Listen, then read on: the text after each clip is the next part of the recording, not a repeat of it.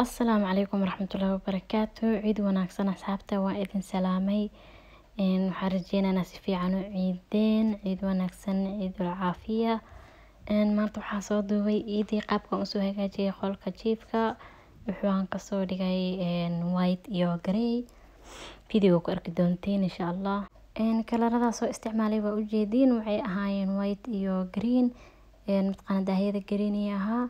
iyo white iyo midqana sariirta goosheeda ayadana ka soo dhigay green iyo white insha Allah waa arkaysiin ciid sidaan ay noo ahayd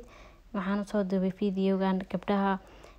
maxaa jiray gabdho ay soo qoreen aba qol oo aroos camal sidii loo hagaajin karaa sidaan oo kale tusaale ahaan qol aroos waa u hagaajin kartiin isi qurux badan insha Allah laakiin hadda waxaa loo qol aroos oo aadna loo badbadinin oo aad sharaxaad looga badinin matqana sharaxaadan aysan ku yareyn oo kale saan oo kale waa u hagaajin kartiin gabdho insha Allah ina aragteen arjina gabdhii weydiinayeen anagana sidaan ay noo ahayd guriga hadii la hagaajiyo mar walba oo wax cusub lagu hagaajiyo mar walba aroos uu bisaga ekaana because aroos waxa alaab cusub la soo dhigay wax kale ma ahan marka I hope ina wax caawinaad aad ka heshiin ama matqana muhiimada ma ahan oo waxa exact sida u sameeyay loo sameeyo laakiin waxay ka heli kartiin fikradaas markaas idinkana taahaysateen oo ku darsan kartiin because waxyaabaha qurxiska dhan waxa way fikrado la isku dardaray ma jiro qof la dhashay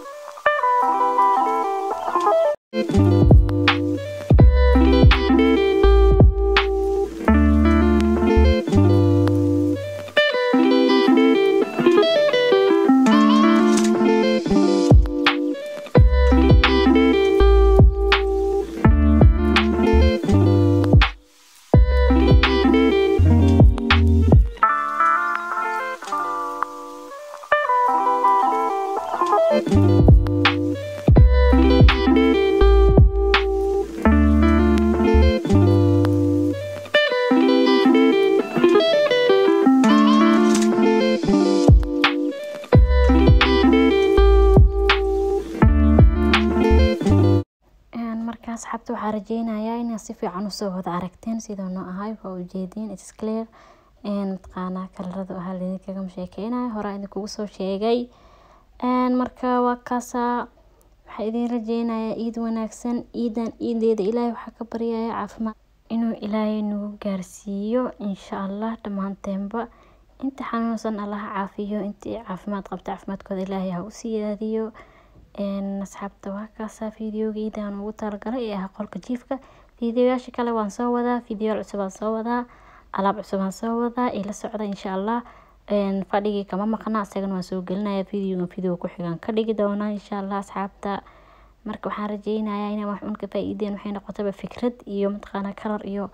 wax alla waxay noqoto anything because hore u sheegay aniga sanadkan waxaan rabaa inaan tijaabiyo kalar badan oo hore u isticmaal hadda cagaarkan oo kale waligay ma isticmaalin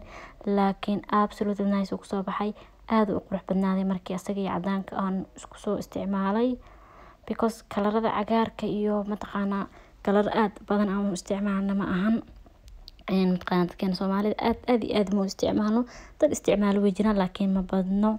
marka waa ujeedin daaha sayda in kalarkiisa si fiican u aragteen oo soo dhaweeyay marka asxaabta waa aragtiin mataqaana insha Allah kalar kaleeto oo cusub inaan soo isticmaalaan rajeynaya ayagana hadii suurta gasho idinka ilaahay waana ujeedin